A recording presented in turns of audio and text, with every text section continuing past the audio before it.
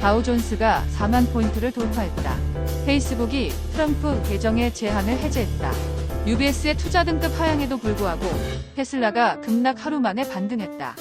삼성전자와 하이닉스가 3% 이상 동반 급락했다. 알짜 회사인 두산 바켓이 두산로보틱스로 이관되면서 두산로보틱스가 24% 가까이 폭등했다.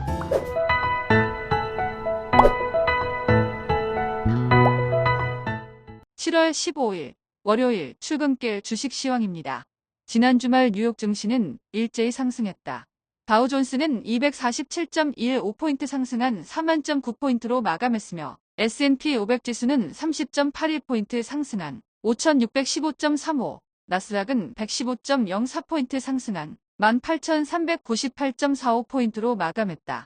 전일 소비자 물가지수의 하락에도 기술주 위주의 투매로 주춤했던 뉴욕 증시는 다우존스를 중심으로 일제히 상승했는데 다우존스는 장중 사상 최고치를 기록하며 4만 포인트를 돌파했다.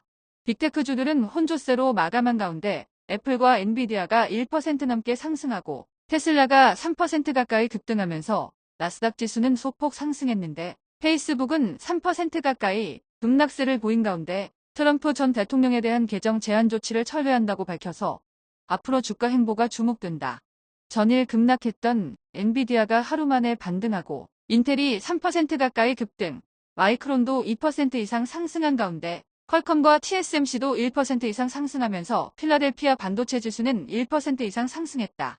UBS가 테슬라 투자 등급을 강등했지만 전일 8% 넘게 급락한 데인 저가 매수세의 유입으로 테슬라는 3% 가까이 급등했고 지난 분기 전기차 인도량 증가에 증권사의 목표가 상향으로 이어지자 리비아는 8% 넘게 급등, 루시드도 지난 분기 인도량이 시장의 예상을 상회했다는 소식과 사우디 국부펀드와 좋은 관계를 유지한다는 언급에 25%나 폭등했는데 사우디국 부펀드는 루시드의 지분 60%를 보유하고 있다.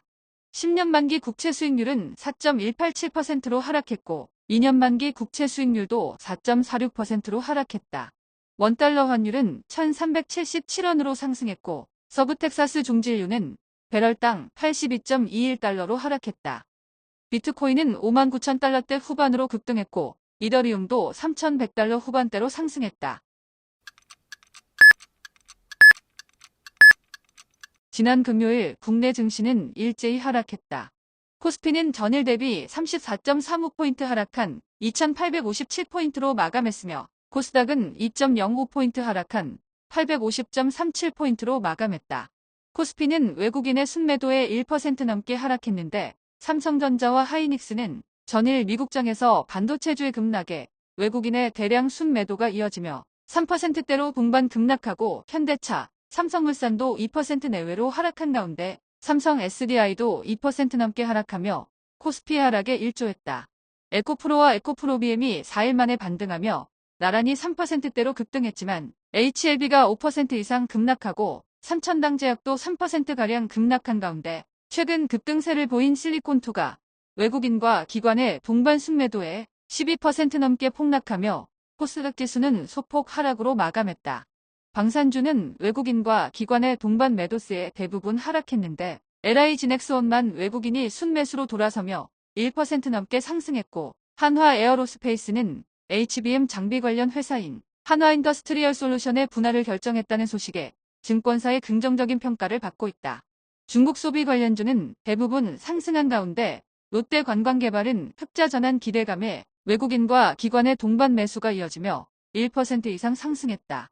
엔터주는 혼조세로 마감했는데 하이브는 BTS 지민의 미니 앨범 소식과 외국인의 순매수에도 불구하고 19만원 이하로 떨어진 가운데 JYP는 JP모간 계열의 순매수가 유입되며 3% 넘게 급등하고 SM도 1% 넘게 상승했다. 아이폰 관련주도 혼조세로 마감했는데 LG디스플레이는 2분기 전망치를 뛰어넘는 실적에 시티에서 30만 주 이상의 매수세가 들어오며 2% 가까이 상승하고 LG이노텍도 소폭 상승한 가운데 이수페타시스는 반도체주의 급락세에 외국인과 기관의 대량 순매도에 6% 넘게 급락했다. 미국의 해저 케이블 공장 설립과 모건 스탠리 지수 편입 등의 호재로 그동안 상승세를 보이던 LS그룹주는 일제히 급락했는데 LS는 5% 가까이 급락하고 LS 마린솔루션은 6% 넘게 급락했다. 두산그룹의 지배구조 개편안 발표에 두산그룹주는 희비가 엇갈렸는데 두산에너빌리티의 알짜 자회사인 두산밥켓이 두산로보틱스로 이관되면서 두산로보틱스는 24% 가까이 폭등하고 두산밥켓도 5% 급등한 반면 두산에너빌리티는 4% 넘게 급락했다.